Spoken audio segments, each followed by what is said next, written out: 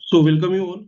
इस वीडियो में हम सॉइल्स ऑफ उत्तराखंड देखेंगे। इसके पहले एक क्लाइमेट के ऊपर अपना लेक्चर था, उसको और इसको दोनों को साथ में देखना है। और तभी इस वीडियो में मेरा जो मेन पर्पस है वो है पीवाईक्यूज। मैंने सारे पीवाईक्यूज में लेके आया हूँ क्लाइमेट प्लस सॉइल्स के। तो आप क्लब करके अगर दोनों वीडियो को देखेंगे तो आप इजिली जितने भी क्वेश्चन पूछे गए हैं उसके आंसर दे पाएंगे। ठीक है, चलिए जल्दी से शुरू करते हैं। ये देखिए उत्तराखंड का मैप है अपना। ठीक है, इस मैप में देखिए पूरा ये सब माउंटेनियस रीजन है, सब पहाड़ी रीजन है। ठीक, तो पहाड़ी रीजन में कौन सी सॉइल मिलेगी? माउंटेनियस सॉइल, पहाड़ी मिट्टी। पहाड़ी मिट्टी की एक विशेषता है कि उसमें लाइम मतलब चूना और फॉस्फोरस फॉस्फोरस नहीं होता है। बस इसको ध्यान रखना है, चूना और फॉस्फोरस इसमें नहीं होता है। और माउंटेनियस सॉइल ये देखिए पूरे इस रीजन में मिलेगी आपको। ठीक, इसके ऊपर वाले रीजन में। तो इजीली हो गया आपके लिए कि अच्छा हाइट पे ये होगा और ऐसी मिट्टी है तो उसमें चूना भी नहीं है, फॉस्फोरस भी नहीं है, तो आप प्रोडक्टिविटी क्या होगी आप सोच सकते हैं। इसलिए यहाँ पे मोटा अनाज और ये सब लगाए जाते हैं, क्योंकि मोटा अनाज थोड़ा सा मार्जिनलाइज लैंड पे प्रोड्यूस हो जाते हैं इजिली। ठीक, अब नीचे देखते हैं ये प्लेन का रीजन। प्लेन के रीजन को 2-3 पार्ट में डिवाइड कर दो, बस सफिशियंट है, आपका हो जाएगा, क्योंकि इसमें ज़्यादा कुछ है नहीं।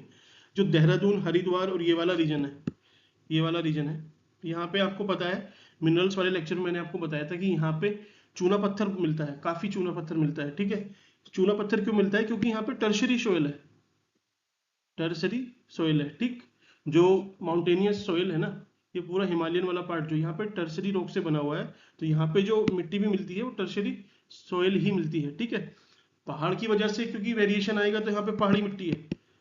ठीक, प्लेन वाले रीजन में क्योंकि यहाँ पे तो इतना पहाड़ है नहीं, तो यहाँ पे कौन सी मिलेगी? वही जो प्रॉपर एकदम ऑर्थोडॉक्स टर्शरी सोयल होती है। ठीक है, नेक्स्ट, अब आपको पता है ये तराई रीजन है, ये पूरा तराई का रीजन है, भावर का, तराई का। ठीक है, भावर किसको बोलते हैं? मोटे मोटे कंकड़ पत्थर।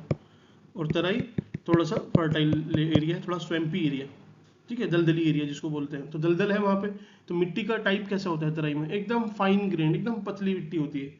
लेकिन जो भावर है वहाँ पे मोटे मोटे कंकड़ पत्थर, तो वहाँ पे थोड़ा मोटी खुरदुरी मिट्टी सी होती है। तो इसमें तो नहीं पूछेगा, वो पूछेगा कि तराई की रीजन में कौन सी सॉइल मिलती है। तो आपको पता है यहाँ पे फ्लड आते हैं, रिवर्स फ्लो करके जाती है, तो एलुवियल सॉइल मिलती है। एलुवियल को ही दोमट मिट्टी भी बोलते हैं, दोमट यहाँ पे। और हिंदी में एलुवियल को जलोढ़ मिट्टी बोलते हैं। जलोढ़ का मतलब जल जो ओढ़ के लेके आता है, मतलब जो जल अपने साथ मिट्टी लेके आता है ओढ़ के, उसको जलोढ़ मिट्टी बोलते हैं।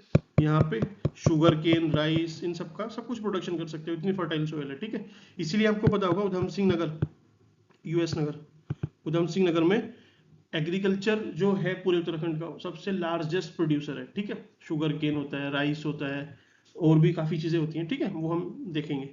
आप आप इससे थोड़ा सा ऊपर चलिए। ठीक है, उधम सिंह नगर से थोड़ा ऊपर चलते हैं नैनीताल में।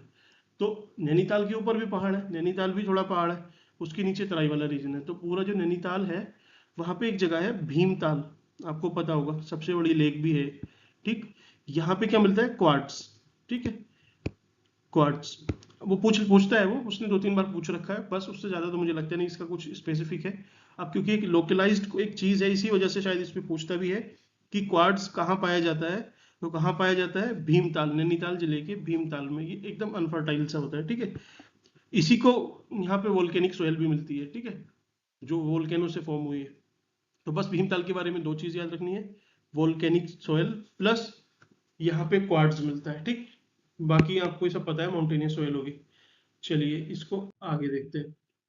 अब आपको पता है NPK, इंडिया में जितनी सोयल है ना, 8 प्रकार की जो सोयल है, उसमें से एक है mountainous soil, alluvial, black, red, है ना, ये सारी सोयल है। तो आपको थोड़ा सा मैं एक अच्छे से समझाता हूँ NPK क्या है। Nitrogen, phosphorus, potassium. ठीक, आपको याद कैसे रखना है कि किसमें क्या चीज पाई जाती है। ठीक, तो एलुवियल सोयल जो है अपनी, सिर्फ उसमें नाइट्रोजन होता है, बाकी किसी भी 8 की 8 मिट्टियों में, 7 मिट्टियों में सॉरी, नहीं होता है। ठीक, बस इतना याद रखना है। फॉस्फोरस में बोलता हूँ 8 में से किसी भी मिट्टी में नहीं होता है, 8 की 8 मिट्टी में फॉस्फोरस नहीं होता। तो अब इजीली हो जाएगा, क्या होता है वो पूछेगा फॉस्फोरस और इसकी कमी है या ज्यादा है, तो आपको पता है किसी भी मिट्टी में फॉस्फोरस नहीं है, तो फॉस्फोरस को देख के आपको टिक मार देना है। ठीक, नाइट्रोजन पूछे तो नाइट्रोजन सिर्फ एलुवियल में है, बाकी किसी में नहीं है। ठीक, अब इसकी बात है पोटेशियम की, तो आपको याद रखना है कि पोटेशियम सारी मिट्टी में है, लगभग सारी मिट्टी में है। कुछ एरिड मिट्टी जो रेगिस्तान की उसको छोड़ दे तो सब में। तो ऐसे मोटा मोटा आपको याद रखना है कि नाइट्रोजन सिर्फ एलुवियल में, फॉस्फोरस किसी में नहीं, पोटेशियम सब में, बस दैट्स इट। अब देखिए फॉरेस्ट सॉइल जो आपको पता है पहाड़ पे मिल रही है, फॉरेस्ट पे मिल रही है, इस पे देखिए फॉस्फोरस लैक की, फॉस्फोरस की कमी होती है। तो फॉस्फोरस तो किसी में ही नहीं होता, हम इंडिविजुअल हर सॉइल का क्यों याद करें, कहीं नहीं मिलता। ठीक, एक चीज और नहीं मिलती, वो क्या है, लाइम, चूना। ठीक, बस ये फॉरेस्ट में दो चीजें याद रखना। नेक्स्ट हम क्वेश्चन देखते हैं, इजी है। आइए पहला क्वेश्चन देखते हैं, ये क्लाइमेट का है, जो इससे मैंने पहली वीडियो में डिस्कस किए थे, तो आप उसको जरूर देखना, ठीक है। और कमेंट सेक्शन में कुछ क्वेश्चन के मैं आंसर नहीं दूंगा, आपको बताने हैं, ठीक। पहला, जलवायु को प्रभावित करने वाले कारकों में निम्न में से कौन सा कारक महत्वपूर्ण है। आपको बताना है समुद्र तट से दूरी, समुद्र तल से ऊंचाई, वायु दाब मतलब air pressure, distance from sea and altitude. ठीक, इन तीनों में से कौन से कारक है, तो ये सभी कारक होने हैं, ठीक है। नेक्स्ट क्वेश्चन, एसपी खरगवाल ने जो उत्तराखंड है उसको कितने पार्ट में बांटा है क्लाइमेटोलॉजिकली। तो मैंने आपको बताया आंसर, मुझे कमेंट सेक्शन में बता देना, मैं यहाँ पे नहीं कर रहा हूँ, इजी है एकदम, ठीक। इसको भी, थर्ड क्वेश्चन को भी, उपोष्ण जलवायु क्षेत्र कितनी ऊंचाई पर फैला है, उसमें 6 क्लासिफिकेशन है, 6 मैंने आपको हाइट वाइज कराए हैं, आप देख लेना, टिक मार देंगे, ठीक है। अगला भी सेम ही है, 3000 से 4000 मीटर की ऊंचाई तक कौन सी जलवायु पाई जाती है, ठीक। नेक्स्ट, ग्रीष्म ऋतु को प्रदेश की स्थानीय भाषा में कहा जाता है, तो रूरी मैंने आपको बताया था, ठीक। लू तो एक विंड होती है, चौमासा ये सीजन हो गया, ठीक। राज्य के अधिकांश वर्षा होती है, राज्य में अधिकांश वर्षा कहाँ पर होती है या किस चीज से होती है, तो पश्चिम बंगाल वाले मानसून से या फिर वेस्टर्न डिस्टर्बेंसेस से या दोनों से। तो अधिकांश वर्षा तो भैया बे ऑफ बंगाल से जो मानसून आता है, केदारनाथ मूवी में आपने देखा होगा जब क्लाउड बस्ट हुआ था, तो वहां से जो विंड्स आई थी उसी वजह से वहां पे एक ऐसी अनफॉर्चुनेट घटना हुई, ठीक। 7th में देखिए, उत्तराखंड राज्य का सर्वाधिक वर्षा वाला जिला कौन सा है, नरेंद्र नगर, पौड़ी, ठीक। स्थानीय भाषा में बक्साल किस ऋतु को कहा जाता है, पॉज करिए, आंसर लगाइए, ठीक। अब मैं बताता हूं वर्षा को। नेक्स्ट, राज्य में सर्वाधिक वर्षा वाला क्षेत्र कौन सा है, दून, आउटर हिमालय, ग्रेट हिमालय या मिडिल हिमालय, पॉज करिए और फिर आंसर लगाइए, ठीक। इजी है, आंसर इज ए। 10th है, शीत ऋतु का समय राज्य में कब से कब तक माना जाता है, ठंडा मतलब ठंडी कब से आती है वहां पे, तो लगभग बरसात खत्म होती है अपनी मिड अक्टूबर में, तो मिड अक्टूबर से मिड मार्च तक, आंसर इज ए। 11th है, जल्दी से देखते हैं, राज्य में किस मौसमी घटना से शीत ऋतु में ओलों की वर्षा होती है, साउथ वेस्ट मानसून और उत्तर दक्षिण मानसून, ये तो साउथ वेस्ट ही हो गया, दक्षिण पश्चिम मानसून, पश्चिमी चक्रवात, दक्षिणी चक्रवात, ये वेस्टर्न डिस्टर्बेंसेस से है, ठीक। ये होते हैं ना अपने,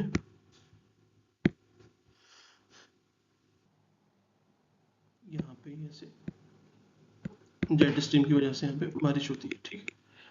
अगला देखते हैं, उत्तराखंड में शीत ऋतु का वर्षा का कारण क्या है, वो डिस्टर्बेंसेस है, ठीक है।